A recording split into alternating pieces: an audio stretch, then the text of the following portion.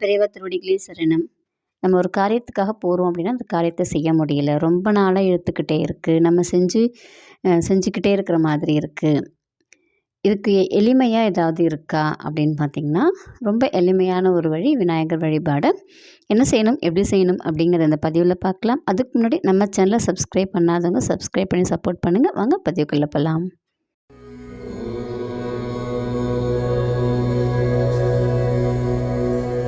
எவ்வளோ நாள் இழுபட்ட காரியமாக இருந்தாலும் சரி, நடக்கவே நடக்காதுன்னு நினச்ச காரியமாக இருந்தாலும் சரி, நம்ம எவ்வளோ பரிகாரங்கள் செஞ்சுட்டோம் பலிக்கலை, ஜோசியக்காரை பார்த்துட்டோம் பலிக்கலை, எதை செஞ்சும் நம்மளால் எதையுமே பண்ண முடியலை அப்படின்னு நம்ம யோசிக்கிறோம் அப்படின்னா, இதை விட சிறந்த பரிகாரம் நமக்கு கிடைக்காது. அவ்வளோ ஒரு எளிமையான வழி. யாரை பிடிச்சிக்க போகிறோம் அப்படின்னாக்கா, விநாயகர் பெருமானை பிடிச்சிக்க போகிறோம். விநாயகருக்கு இப்போ நீங்கள் ஒரு ஊரில் இருக்கிறீங்க, நாளைக்கு வேறு ஊர் போவீங்க, இல்லை நீங்கள் தொடர்ந்து பயணம் பண்ணிக்கிட்டே இருக்கிறீங்க அப்படின்னாலும், அந்த ஊரில் விநாயகர் இருக்காரான்னு பார்க்க போகிறோம். விநாயகர் கோயில் தனியாக இருக்கணும் அப்படிங்கிற அவசியமும் கிடையாது.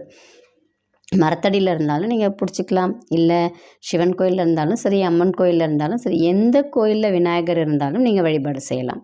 ஒரே கோயிலில் தான் நீங்கள் தொடர்ந்து செய்யணும் அப்படிங்கிற அவசியம் கிடையாது.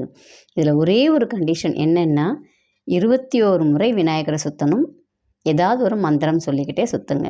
உங்களுக்கு என்ன தெரியுமோ, 5 கரத்தனை தெரிஞ்சிச்சுன்னா 5 கரத்தனை சொல்லுங்கள், இல்லை ஓம் கம் கணபதியை தெரிஞ்சிச்சுன்னா ஓம் கம் கணபதியை சொல்லுங்கள், இல்லை விநாயகா போற்றினாது சொல்லுங்கள். அந்த விநாயகர் பெருமானுடைய மந்திரமோ நாமமோ ஒழிச்சிக்கிட்டே 21 முறை சுற்றுங்க. ஆனால் தொடர்ந்து 21 நாள் சுற்றணும். இந்த நேரம் அந்த நேரம் ஒரே கோயில் அப்படிங்கிறது இல்லை. உங்களுக்கு எந்த நேரம் கிடைக்குதோ நீங்கள் போய் சுற்றலாம்.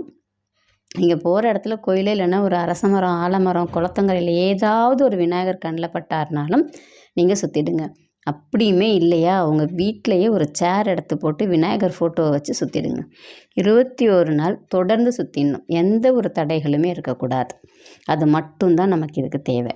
சுற்றிட்டு உங்களுக்கு 21 நாளைக்குள்ளே முடிஞ்சிடும். அப்படி இல்லைன்னா முடியறதுக்குரிய வழி கிடச்சிரும். உங்களுக்கு அந்த காரியம் நடந்துருச்சு அப்படின்னா நேராக விநாயகர் கோயிலுக்கு போங்க. எந்த விநாயகர் கோயிலுக்கு வேணாலும் போங்க. போயிட்டு ஒரு செதிரு தேங்காயை விட்டுருங்க. ஒரு அர்ச்சனையை பண்ணிவிட்டு சந்தோஷமாக வாங்க. ரொம்ப எளிமையான பரிகாரம். நம்பிக்கையோடு செய்து பலனடையுங்கள். நன்றி, வணக்கம்.